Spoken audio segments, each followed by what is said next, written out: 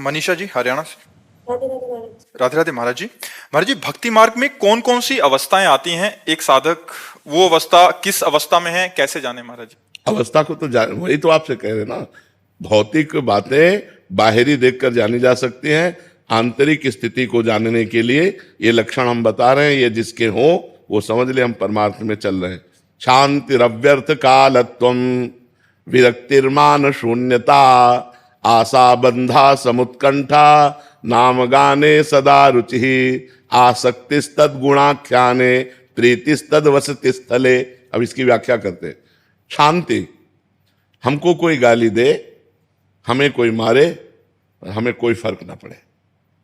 पहला लक्षण, जब भगवान कपिल देव जी संत का लक्षण बताते हैं तो उसमें भगवान तितिक्षवा कारुणिका, पहला लक्षण तितिक्ष। तो इसमें शांति, इतनी बड़ी शांति तुम्हारे अंदर हो कि तुम्हारा अपमान हो, तुम्हें कोई मारे, तुम्हें कोई गाली दे, तुम्हारा हृदय उसके प्रति बुरा का करने का भाव न बना पावे, उसका मंगल सोचे कि भगवान इसको सद्बुद्धि दे, ये स्वस्थ रहे, इसको भगवान मंगल करे, कभी इसका मंगल ना हो।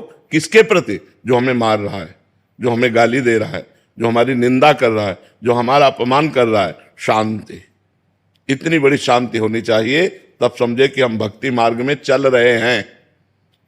अभी वो स्थिति को प्राप्त नहीं, स्थिति तो आगे वर्णन हो रही है। शांति अव्यर्थ कालत्वम, एक मिनट भी भगवान से अलग समय नहीं जाना चाहिए। तद विस्मरणेन परम व्याकुलते थी, भगवान का विस्मरण होते ही व्याकुलता पैदा हो जानी चाहिए। मैं कैसे भूल गया भगवान को? एक क्षण भी भगवान का चिंतन नहीं छूटना चाहिए। अगर छूट गया तो वो व्यर्थ समय चला गया। अव्यर्थ कालत्वम, व्यर्थ समय नहीं जाना चाहिए। ये अभी चलने की बात है। शांति अव्यर्थ कालत्वम, विरक्तिर, लोक परलोक के भोगों से वैराग्य, किसी के भी भोग भोगने की इच्छा नहीं।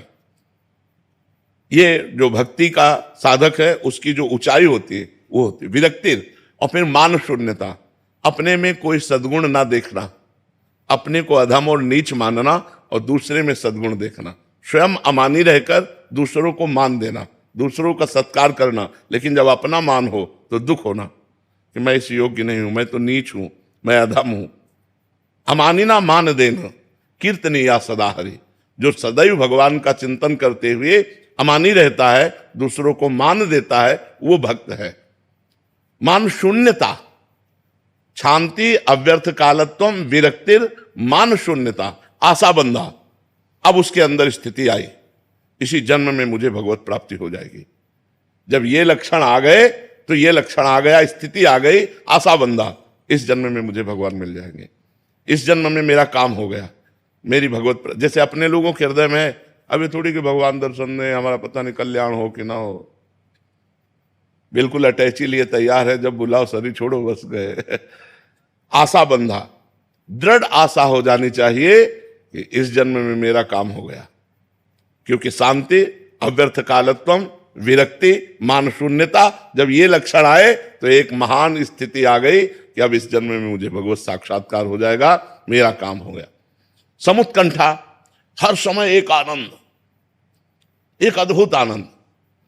जैसे हमसे पूछा किसी ने कि आपको कैसा आनंद लगता है, तो हम कहा पहली बात तो वाणी से बता ही नहीं सकते, क्योंकि किसी प्राकृतिक वस्तु के सुख को आप वाणी से नहीं बता सकते। जैसे आपको एक रसगुल्ला खवाया जाए, कैसा लगा? आप कहोगे मीठा। कैसा मीठा? बहुत मीठा। नहीं, बहुत मीठा कैसा? तो आप कहोगे खा के देख लो। इसके आगे आप नहीं वर्णन कर सकते। प्राकृतिक वस्तु के स्वाद को भी आप स्पष्ट वर्णन नहीं कर सकते, तो अप्राकृतिक भगवदानंद का आप वर्णन कैसे कर सकते हैं? तो हमने उदाहरण दिया कि जैसे नए लड़के को बहुत सुंदर लड़की जो बहुत अच्छी लगती हो और उससे ब्याह तय हो जाए तो उसको कैसा आनंद होगा? उससे करोड़ों गुना बनकर के हमारे हृदय में आनंद हर समय बना रहता है। इसीलिए किडनी फेल हमको दुख नहीं पहुंचा पाती, हर समय भगवद आनंद। समुत्कंठा, हर समय एक उत्कंठा भगवान से मिलन की, एक भगवान के चिंतन का अद्भुत आनंद। नाम गाने सदा रुचि, भगवान के नाम में इतनी रुचि हो गई कि त्रिभुवन की राज्य लक्ष्मी दे दी जाए तो भी नहीं छोड़ सकता। आसक्ति तद्गुणाख्याने, जिसके पास बैठ गया भगवान की चर्चा शुरू हो गई, वो भगवान की चर्चा सुने और कहे बिना रह नहीं सकता। और प्रीतिस्तद वसति स्थले, जो भगवान की अवतार लीलाएं हैं, जैसे अयोध्या है, मथुरा है, काशी है, द्वारिका है, वृंदावन है, इनमें उसकी प्रीति हो जाती है। मेरे भगवान की ये नगरियां हैं, मेरे भगवान के धाम, पवित्र स्थानों में उसकी आसक्ति हो जाती है। बार बार जाना, दर्शन करना, रहने की इच्छा करना, ये पवित्र भाव उसके अंदर जागृत हो जाते हैं।